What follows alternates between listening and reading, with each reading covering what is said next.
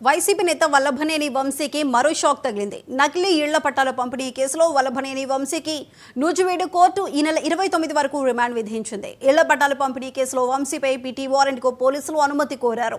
దీంతో వంశీతో పాటు ఆయన అనుచరుడు మోహన్ రంగారావుకు 14 రోజుల రిమాండ్ విధించింది. వాటి గురించి అంతా ఇప్పుడు పట్టించుకునే పరిస్థితిలో నేను లేనండి.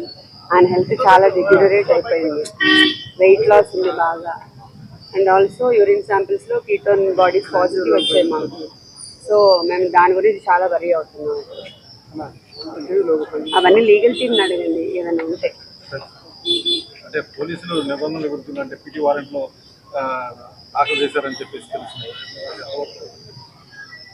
అది ఇప్పుడు ఆ పీటీ వారెంట్లు అవన్నీ మేము ఛాలెంజ్ చేస్తామండి. ఇప్పుడు ఇదైతే 100% తప్పుడు కేసే, గతంలో తీసేసిన కేసే. మళ్ళీ ఏదో తిరిగి తవ్వి ఏదేదో చేద్దామన్న ప్రయత్నం చేస్తున్నారు తప్ప అదేం లేదు. దీంట్లో కూడా సోమవారం కోర్టు వారు బెయిల్ పిటిషన్స్ అన్ని చేసి ఇంటర్మ్ బెయిల్ కూడా రేపిస్తారు. ప్రస్తుతం వంశీ గారి ఆరోగ్య పరిస్థితి బాగుండలేదు. ఆయన్ని కూడా హాస్పిటల్ తీసుకెళ్ళమని డైరెక్షన్ కూడా కోర్టు వారు ఇచ్చారు. హరీష్ రావుతో కేటీఆర్